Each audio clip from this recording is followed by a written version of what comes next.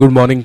नमस्कार, आदाब, सत श्री अकाल, वेलकम, सुस्वागतम सभी लोगों का। क्लास लाइव हो चुकी है दोस्तों। ठीक 8:04 हुए हैं और तारीख आपको पता है, आज 20 नवंबर 2024 है। Classes absolutely live.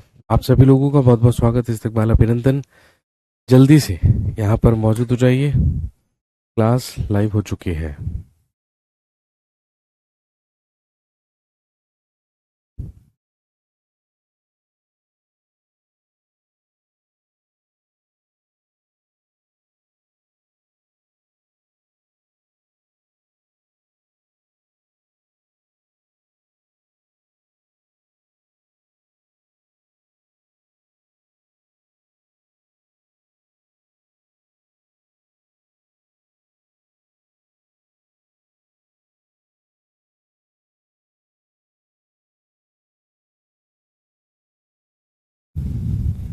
आइए भाई, सारे के सारे लोग जल्दी से मौजूद हो जाइए।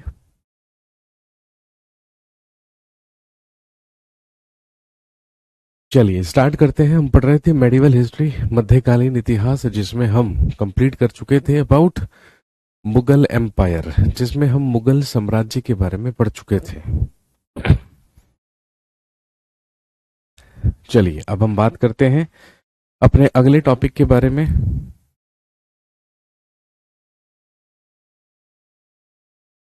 और इसमें हम बात करेंगे about rulers and buildings.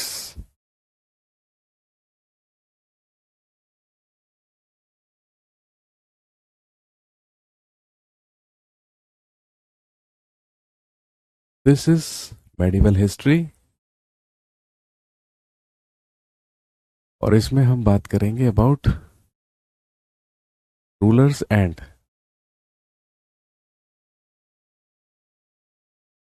Buildings.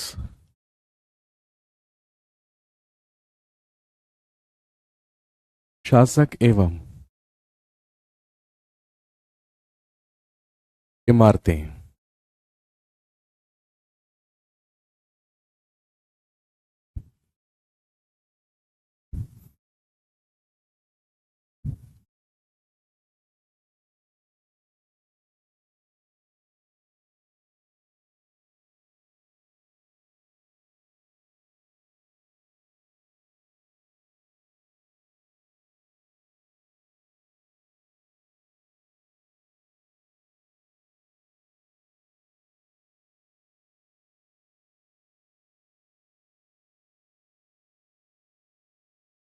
Rulers and buildings, शासक एवं इमारतें। कहने का मतलब मेडिवल पीरियड में जो भवन बनवाए गए या जिन इमारतों का निर्माण करवाया गया या जिस आर्किटेक्चर का इस्तेमाल किया गया, उसी के बारे में हम यहाँ पर क्या करेंगे, बातचीत करेंगे। दोस्तों आप जानते हैं कि अगर हम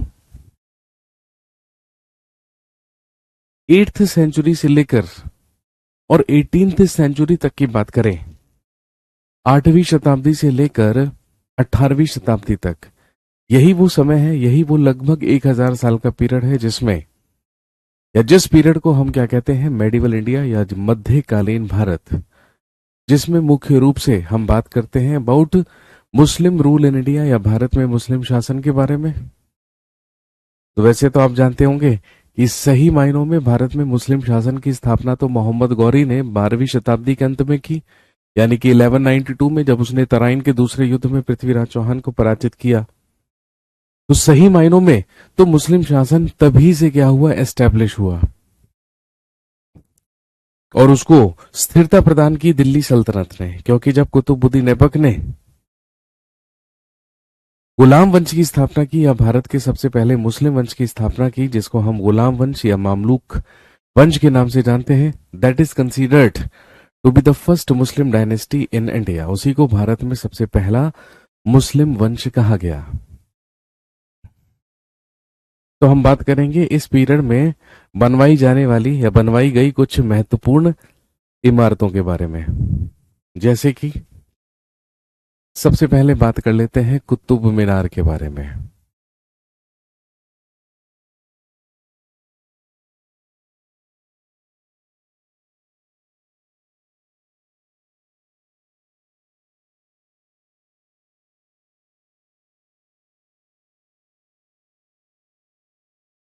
भारत की सबसे ऊंची मीनार ही कहलाती है कुतुब मीनार। और आप जानते हैं ये भारत की सबसे ऊंची मीनार है जिसकी हाइट कुल लगभग 73 मीटर है। और आप जानते हैं कि कुतुब मीनार का निर्माण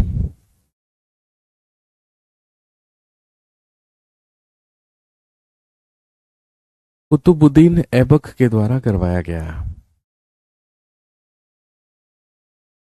हालांकि इसके पूरे निर्माण का श्रेय कुतुबुद्दीन ऐबक को नहीं जाता है।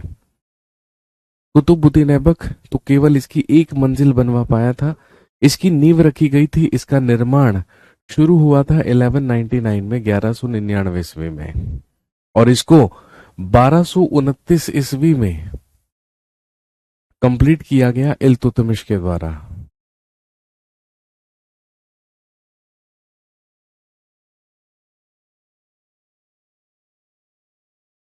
क्या कुतुबुद्दीन ऐबक ने अपने नाम पर कुतुब मीनार का निर्माण करवाया था? जी नहीं।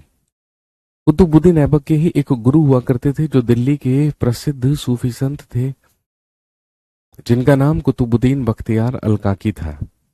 और ध्यान रखेंगे कुतुबुद्दीन बख्तियार अल काकी अपने गुरु के ही नाम पर दिल्ली में कुतुब मीनार का निर्माण करवाया गया कुतुबुद्दीन ऐबक के द्वारा।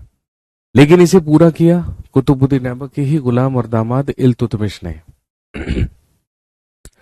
और दूसरी चीज ध्यान में रखेंगे, एक बार तुगलक वंश के सुल्तान फिरोज शाह तुगलक के शासनकाल में बिजली गिरने की वजह से due to lightning the fifth storey of Qutub Minar was destroyed.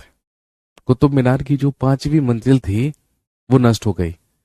इसीलिए अपने शासनकाल में उसको रिकंस्ट्रक्ट कराने का काम, उसका पुनर्निर्माण कराने का काम फिरोज शाह तुगलक के द्वारा किया गया था। यानी कि फिरोज शाह तुगलक भी कुतुब मीनार से संबंधित है क्योंकि उसने इसकी 5वीं मंजिल को दोबारा बनवाया था।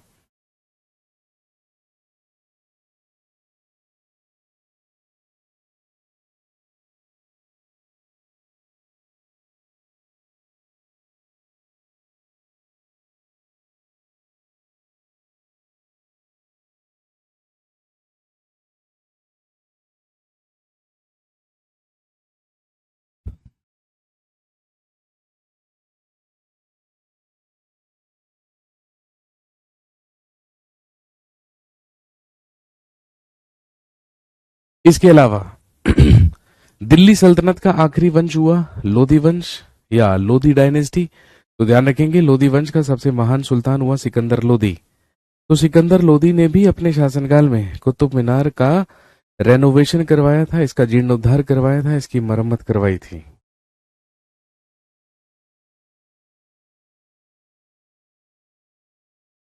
तो कहने का मतलब कुल 4 रूलर्स, कुल 4 शासक ऐसे हैं जिनका संबंध किससे है? कुतुब मीनार से। तो सबसे पहले कुतुबुद्दीन ऐबक जिसने निर्माण शुरू करवाया, उसके बाद इल्तुतमिश जिसने इसका कंस्ट्रक्शन कंप्लीट करवाया, उसके बाद 2 लोग और, फिरोज शाह तुगलक और सिकंदर लोधी।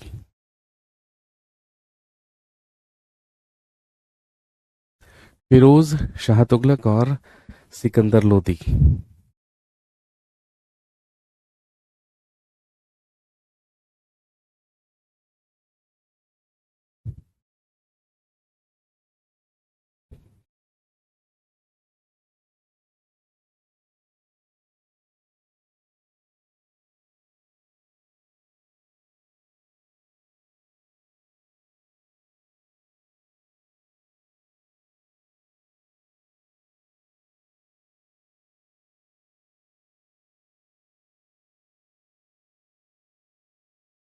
इसके अलावा किले, महल, मकबरे, मंदिर, मस्जिद, हौज, कुएं, सराय और बाजार जैसी जनता के उपयोग की जाने वाली इमारतों का भी निर्माण इस काल में करवाया गया था।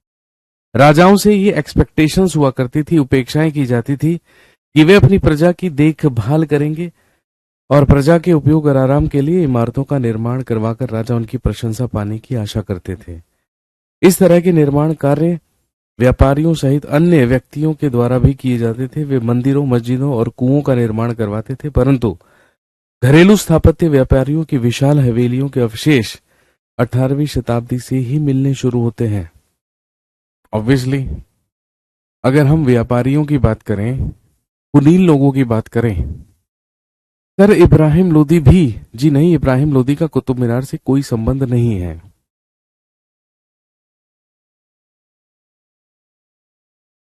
सर कुतुब मीनार से बड़ी मीनार भी तो किसने स्टार्ट की थी बनानी? जब आप कुतुब मीनार जाएंगे तो कुतुब मीनार कॉम्प्लेक्स के अंदर ही, ठीक है, कुतुब मीनार से ही कुछ 50-100 मीटर की दूरी पर आपको एक और मीनार देखने को मिलेगी, जिसका डायमीटर कुतुब मीनार से 2 गुना है। इसका निर्माण शुरू करवाया था कभी अपने शासनकाल में सुल्तान अलाउद्दीन खिलजी ने। इसे अलाई मीनार कहा जाता है। अलाउद्दीन खिलजी चाहता था कि वो कुतुब मीनार से भी बड़ी और उससे 2 गुनी डायामीटर में उससे डबल एक इमारत बनवाए, मीनार बनवाए। उसे अलाई मीनार कहा जाता है। उसका निर्माण अलाउद्दीन खिलजी ने शुरू करवाया था, लेकिन ध्यान रखेंगे वो उसका निर्माण नहीं करवा पाया था। उसकी केवल और केवल एक ही मंजिल बनी है। उसे अलाई मीनार कहा जाता है।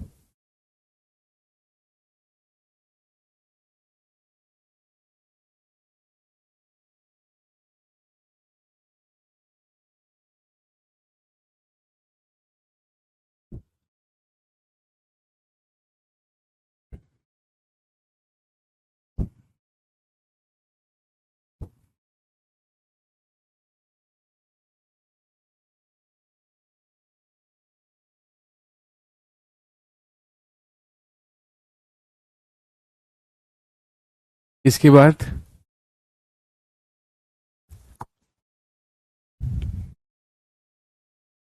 इंजीनियरिंग स्किल्स, इसके बाद इंजीनियरिंग स्किल्स एंड कंस्ट्रक्शन।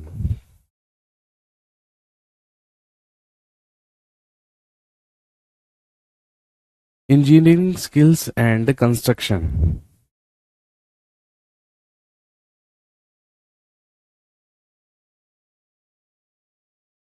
तकनीकी कौशल एवं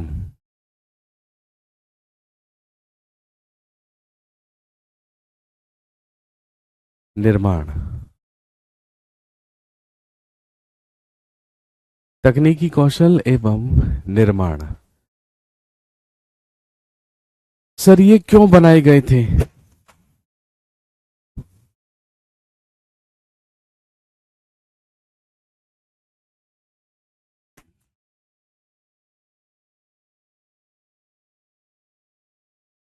भाई जैसा कि मैंने आपसे कहा कि इनमें से काफी सारी इमारतें तो ऐसी हुआ करती थी जो राजाओं के उपयोग की हुआ करती थी, लेकिन काफी सारी चीजें ऐसी भी हुआ करती थी जो कि पब्लिक या जनता के लिए बनाई जाती थी।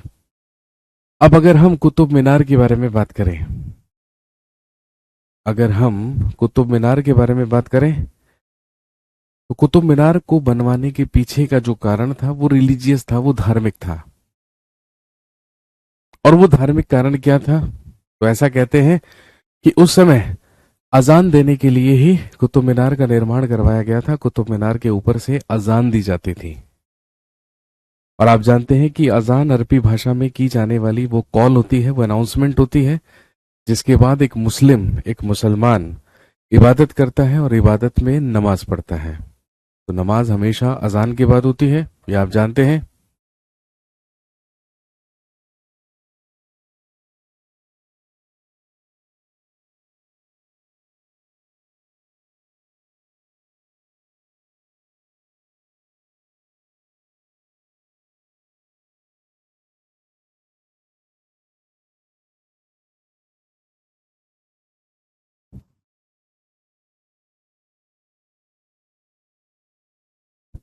अब स्मारकों के निर्माण करने के लिए जो उपयोग की जाने वाली तकनीक हुआ करती थी,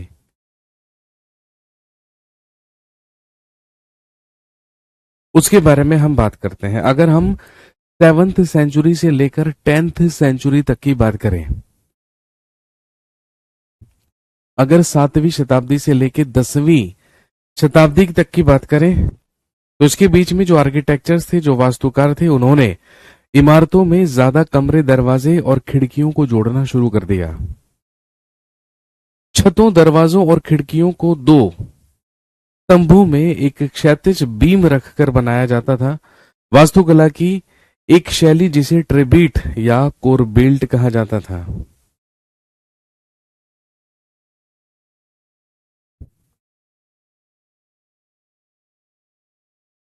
लेकिन 12वीं शताब्दी से दो तकनीकी और शैलीगत विकास, एक तो आर्क्यूट आर्किटेक्चरल रूप और स्टोन चिप्स के साथ मिश्रित चूना पत्थर का उपयोग तेजी से भवनों के निर्माण में इस्तेमाल किया जाने लगा।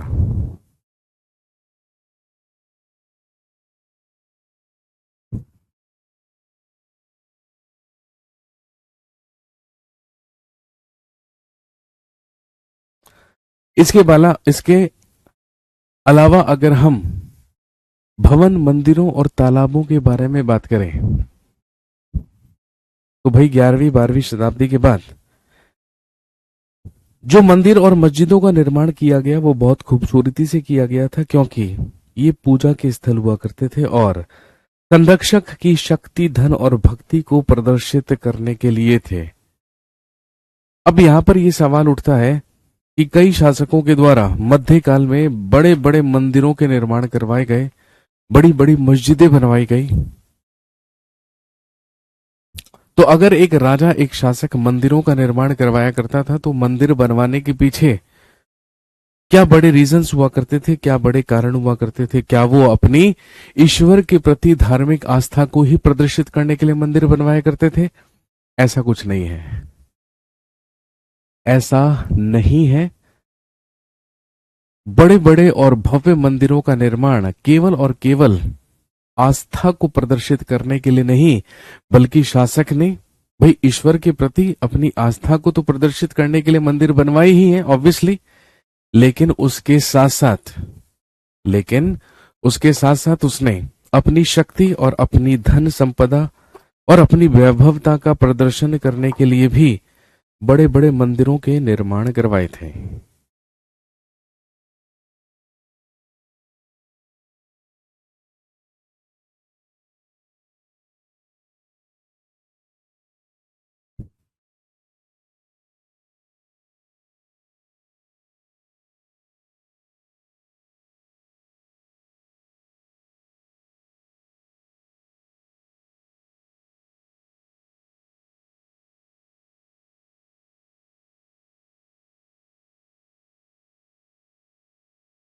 जो सबसे बड़े बड़े और विशाल मंदिर थे वो तो राजाओं के ही द्वारा बनवाए गए, लेकिन उनके अलावा जो अन्य मंदिर हैं या जो छोटे मंदिर हैं वो राजाओं के ही अधीन राज्य करने वाले छोटे राजाओं और उनके सहयोगियों के द्वारा बनाए जाते थे।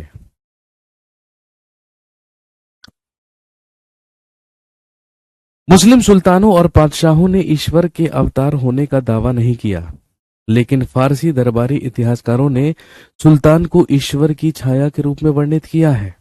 कहने का मतलब, जो दिल्ली सल्तनत के सुल्तान हुआ करते थे और जो मुगल साम्राज्य के बादशाह हुआ करते थे, उन्होंने कभी भी खुद को ईश्वर के बराबर या अल्लाह के बराबर नहीं समझा। कभी भी अल्लाह का ही अवतार होने का दावा नहीं किया, ईश्वर का अवतार होने का दावा नहीं किया।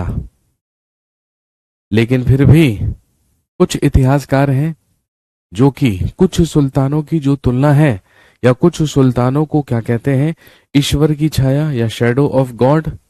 अब जल्दी से मुझे बता दीजिए दिल्ली सल्तनत का वो कौन सा सुल्तान था जो खुद को शैडो ऑफ गॉड, अल्लाह की परछाई कहा करता था? तो हम सब जानते हैं स्लेव डायनेस्टी में हमने बात की थी गियासुद्दीन बलबन के बारे में, और गियासुद्दीन बलबन ही वो सुल्तान था दिल्ली सल्तनत का जिसने नियामत खुदाई और जिल ए इलाही की उपाधि धारण की थी, जो खुद को अल्लाह की परछाई कहा करता था। जैसे ही प्रत्येक नया राजवंश सत्ता में आया, राजा शासक होने के अपने नैतिक अधिकार पर जोर देना चाहते थे। यह व्यापक रूप से माना जाता था कि न्यायपूर्ण राजा का शासन बहुत युग होगा, जब आकाश वर्षा को रोक नहीं पाएगा। अब दूसरा सवाल ये उठता है कि मंदिरों को नष्ट किया गया।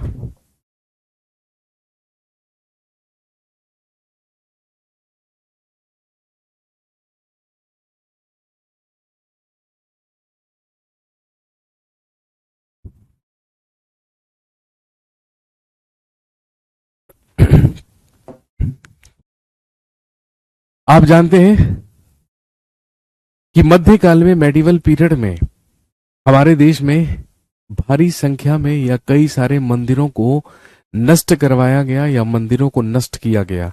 मेरा आपसे ये सवाल है, आपको मुझे ये बताना है कि बताइए, अगर हम बात करें अगर हम बात करें मेडिवल पीरियड या मध्यकाल की, तो ऐसा क्या कारण हो सकता है जिसकी वजह से यहां पर मंदिरों को नष्ट करवाया गया? जी।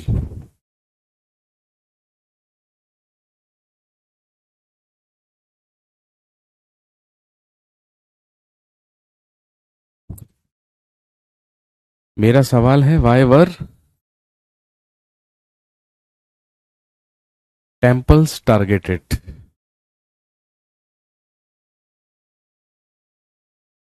मंदिरों को नष्ट क्यों करवाया गया? एनीबडी? कोई बता सकता है कि भारत में इतनी भारी संख्या में मंदिर नष्ट करवाए गए, मंदिरों को तोड़वाया गया, उसके पीछे क्या रीजन था, उसके पीछे क्या कारण था? जैसे फॉर एग्जाम्पल, भाई जब महमूद गजनवी के हिंदुस्तान में आक्रमण हुए, इसने 17 बार आक्रमण किए थे हिंदुस्तान में, 1000 ईस्वी से 1027 ईस्वी तक, यानी कि कुल 27 सालों में इसने भारत में 17 बार आक्रमण किए। आपको क्या लगता है कि क्या रीजन हो सकता है, क्या कारण हो सकता है कि भारत में मंदिर नष्ट करवाए गए, मंदिरों को तोड़वाया गया? Just hold on for a minute.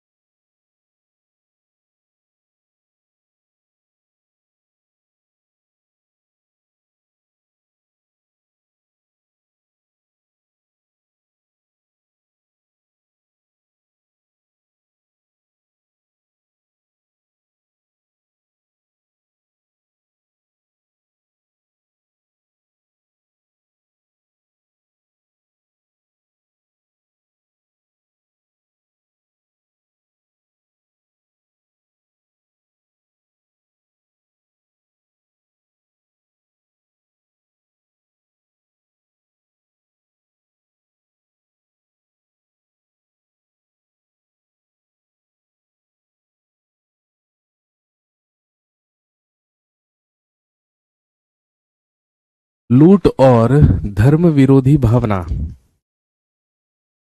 Sir धार्मिक कारण हो सकता है to establish Mughal empire. Mughal empire को एस्टेब्लिश करने के लिए मंदिरों को तोड़वाने की क्या जरूरत है, खुद बताइए आप।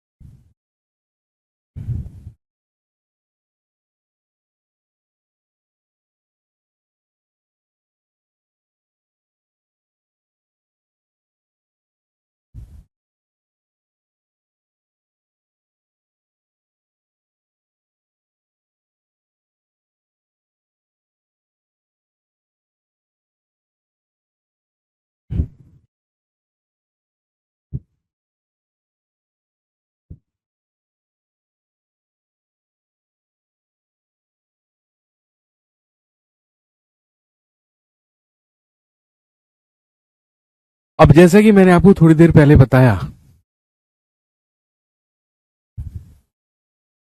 कि राजाओं के द्वारा मंदिरों का जो निर्माण हुआ करता था, वो ईश्वर के प्रति अपनी भक्ति दिखाने के लिए, साथ में अपनी शक्ति का प्रदर्शन करने के लिए, और साथ में अपने धन को सुरक्षित रखने के लिए किया जाता था। इन 3 कारणों से मंदिरों के निर्माण राजाओं के द्वारा करवाए गए थे।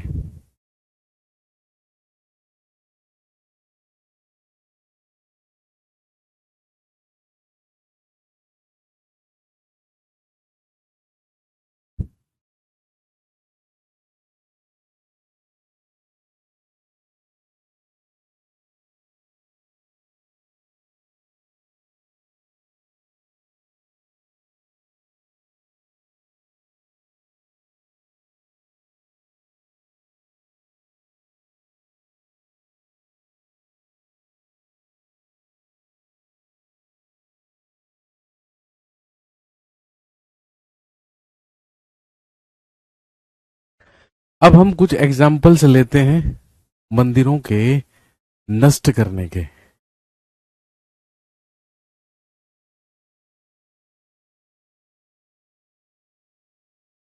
सर हिंदुओं ने तो मंदिर नहीं तोड़े होंगे, तो यहां साफ है कट्टर मुस्लिमवादी। अबे गधे हो तुम, मितुल मेरे भाई, गधे हो तुम। इसीलिए तो कहते हैं कि इतिहास को पढ़ना बहुत जरूरी है। अगर आपको ऐसा लगता है कि केवल मुस्लिम शासकों के द्वारा मंदिरों को तोड़ा गया, तो आप बहुत बड़ी गलतफहमी में जी रहे हैं मेरे भाई। जहां एक तरफ उत्तर भारत में अफगानिस्तान के गजनी नामक शहर से हिंदुस्तान में आकर अटैक कर रहा था महमूद गजनवी और भारत के मंदिरों को नष्ट कर रहा था, उसी के कंटेम्परेरी, उसी के समकालीन दक्षिण भारत में चोल साम्राज्य चल रहा था, चोला एम्पायर चल रहा था। और आपको मैं एक बात बताता हूं कि चोल साम्राज्य का एक महान राजा हुआ राजेंद्र फर्स्ट, राजेंद्र प्रथम। तो आपने सुना होगा राजेंद्र प्रथम का नाम। ये चोल साम्राज्य का शासक था, हिंदू शासक, दक्षिण भारत में चोल साम्राज्य में शासन किया करता था।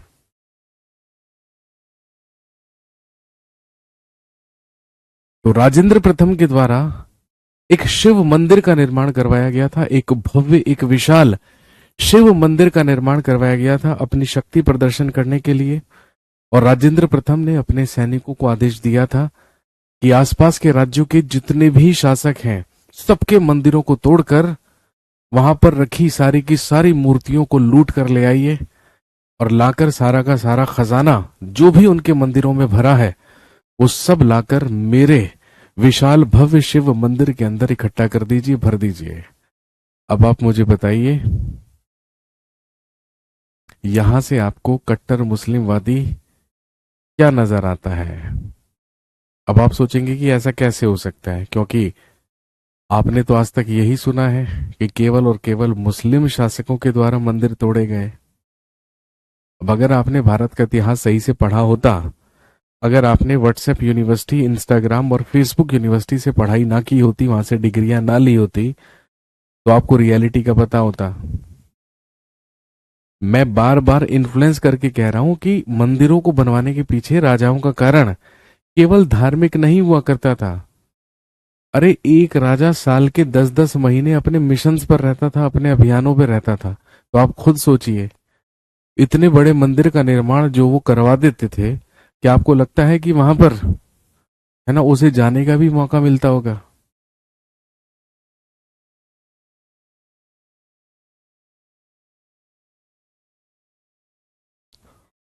कहने का मतलब केवल और केवल, है ना, राजनीतिक तौर पर,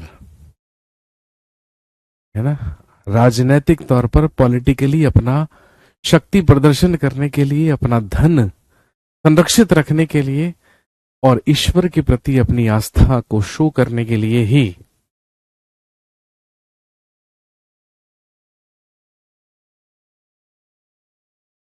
मंदिरों के निर्माण करवाए गए थे, मंदिरों का निर्माण करवाया गया था। 9th सेंचुरी में एक पांड्यन राजा हुआ करता था जिसका नाम श्रीमर श्री वल्लभ हुआ करता था। उसने श्रीलंका पर आक्रमण करके राजा सेन प्रथम को पराजित किया था। उसके विषय में बौद्ध भिक्षुक व इतिहासकार धम्मकीति लिखता है कि सारी बहुमूल्य चीजें वो ले गया, रत्न महल में रखी स्वर्ण की बनी बुद्ध की मूर्ति भी वो ले गया और विभिन्न मठों में रखे सोने की प्रतिमाओं इन सभी को उसने जब्त कर लिया।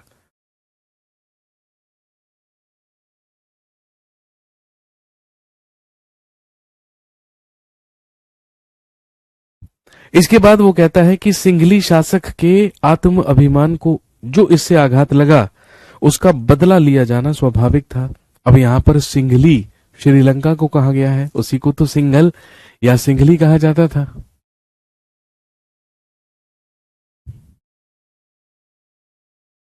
अब उसने क्या काम किया?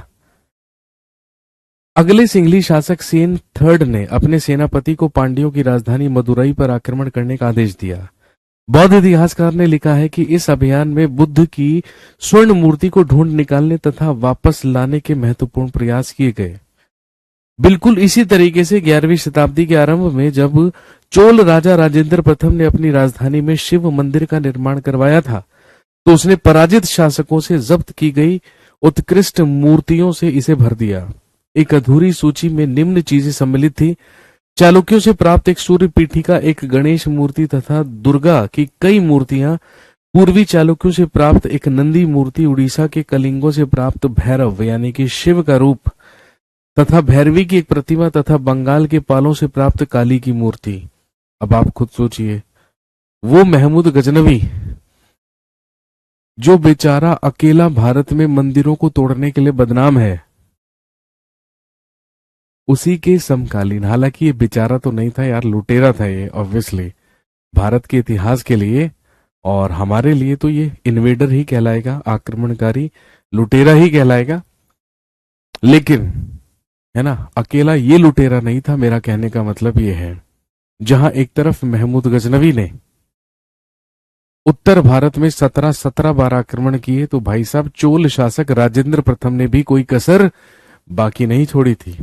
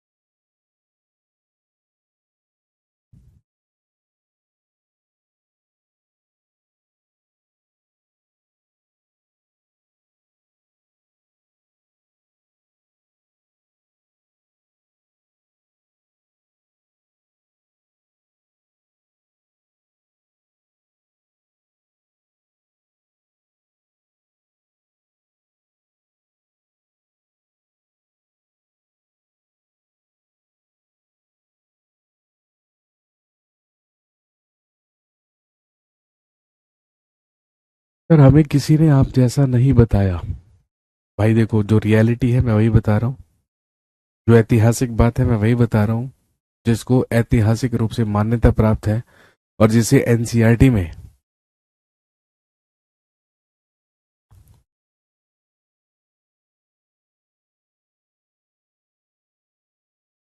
जो कॉन्सेप्ट दिया गया है वही मैं आपको बता रहा हूं। वाई वर टेम्पल्स टारगेटेड, इसका तो आंसर बताइए। इसका आंसर सिर्फ और सिर्फ इतना सा होता है कि एक राजा दूसरे राजा से खुद को ज्यादा शक्तिशाली, ज्यादा पावरफुल प्रूव करने के लिए, साबित करने के लिए मंदिरों को टारगेट बनाया करते थे, मंदिरों पर आक्रमण किया करते थे। इससे उन्हें दो फायदे हुआ करते थे। सबसे पहला फायदा तो बहुत ज्यादा धन और बहुत ज्यादा गोल्ड उन राजाओं को दूसरे राजाओं से मिल जाया करता था, जो कि महमूद गजनवी का टारगेट हुआ करता था। और दूसरी तरफ, है ना, दूसरी तरफ अगर कोई राजा मंदिर का निर्माण करवा के अपने आप को शक्तिशाली बताने की कोशिश कर रहा है, तो अगर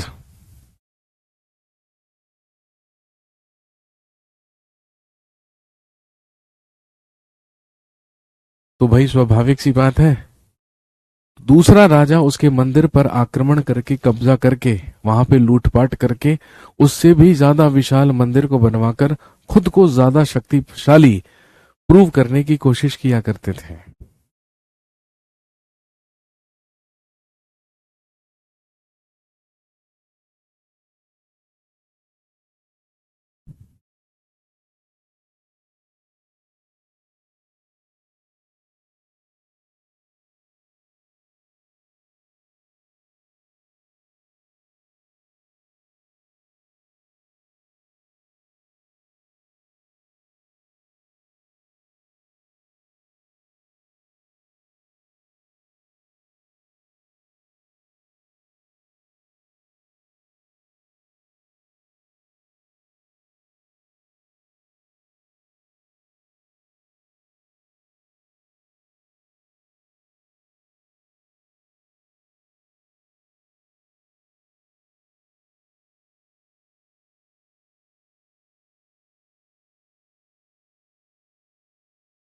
इसके बाद अगर हम 16th 17th सेंचुरी में बागों के बारे में बात करें, मकबरों के बारे में बात करें, किलों के बारे में बात करें, तो आप कह सकते हैं कि मुगलों के अधीन जो आर्किटेक्चर था, जो वास्तविक जो वास्तुकला थी, वो और भी ज्यादा कॉम्प्लिकेटेड या और भी ज्यादा जटिल हो चुकी थी। बाबर, हुमायूं, अकबर, जहांगीर और विशेष रूप से शाहजहां, आप जानते हैं कि साहित्य, कला और वास्तुकला में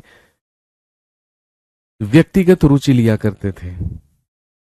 अपनी आत्मकथा में बाबर ने औपचारिक बागों की योजनाओं और उसके बनाने में अपनी रुचि का वर्णन किया है। अक्सर ये बाग दीवार से घिरे होते थे, कृत्रिम नहरों तथा 4 भागों में विभाजित आयताकार अहाते में थे। औपचारिक बागों की योजना और उनके बनाने का खाका तैयार करने में बाबर ने अपनी रुचि का वर्णन किया है। और आप जानते भी होंगे, इसे 4 बाग की परंपरा कहा करते थे। किसी भी एक लॉन को, एक बाग को 4 पार्ट्स में क्या कर दिया जाता था, बराबर बराबर डिवाइड कर दिया जाता था। बीच में आर्टिफिशियल कैनाल्स या नहरें बनवाई जाती थी। 4 समान हिस्सों में बटे होने के कारण ही इन्हें 4 बाग कहा जाता था।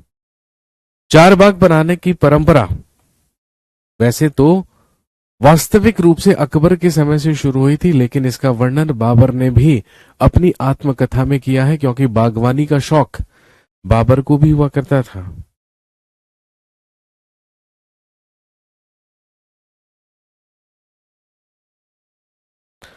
हुमायूं के मकबरे में सबसे पहली बार दिखने वाला जो केंद्रीय गुंबद, जो कि बहुत ऊंचा हुआ करता था,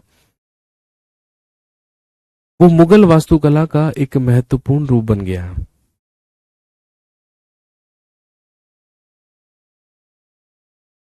इसका निर्माण 8 स्वर्गों अथवा हस्त बहिष्त की परंपरा में हुआ था, जिसमें एक केंद्रीय कक्ष 8 कमरों से घिरा होता था। इस इमारत का निर्माण लाल बलुआ पत्थर से किया गया था और इसके किनारों में संगमरमर का इस्तेमाल किया गया था। एग्जाम में क्वेश्चन भी आता है कि मुगल काल में सबसे पहले संगमरमर का इस्तेमाल किस इमारत में हुआ? दिल्ली के हुमायूं के मकबरे में ही सबसे पहले संगमरमर का इस्तेमाल किया गया था। शाहजहां के शासनकाल में भी कई निर्माण कार्य चलते रहे, विशेष रूप से आगरा और दिल्ली में। आप जानते होंगे, दिल्ली के लाल किले में या आगरा के किले में या आगरा फोर्ट में शाहजहां के ही द्वारा दीवाने खास और दीवाने आम जैसे दरबारों का निर्माण करवाया गया था।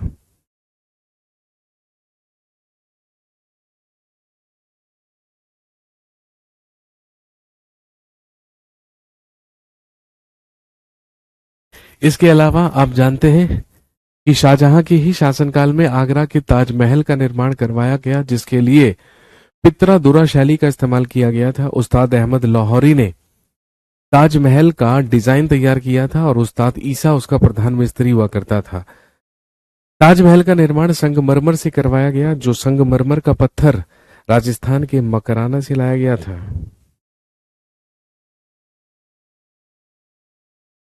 शाहजहां ने अपने शासनकाल में अपनी राजधानी को आगरा से दिल्ली शिफ्ट किया और दिल्ली में यमुना नदी के किनारे इसने शाहजहानाबाद नामक एक नए शहर की स्थापना की, जिसे आज हम पुरानी दिल्ली कहते हैं। और वहीं पर 1638 से लेकर 1648 तक दिल्ली के लाल किले का निर्माण किया गया और साथ में दिल्ली की जामा मस्जिद भी उसी समय बनवाई गई। दिल्ली के लाल किले में दीवाने आम और दीवाने खास जैसी इमारतें और भवनों का निर्माण भी शाहजहां के ही द्वारा करवाया गया।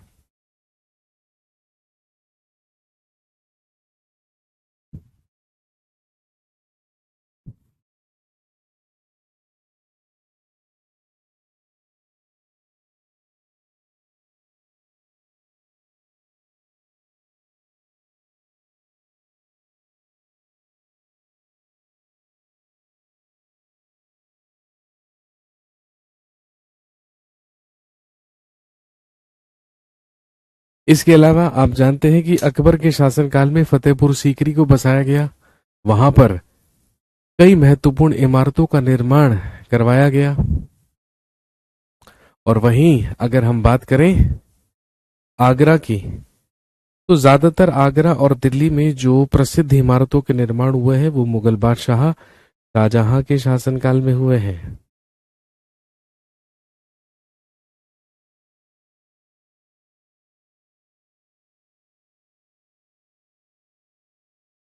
चलिए जी, आज की कहानी यहीं तक रखेंगे, बाकी करते हैं नेक्स्ट क्लास में। Thank you very much, have a nice day.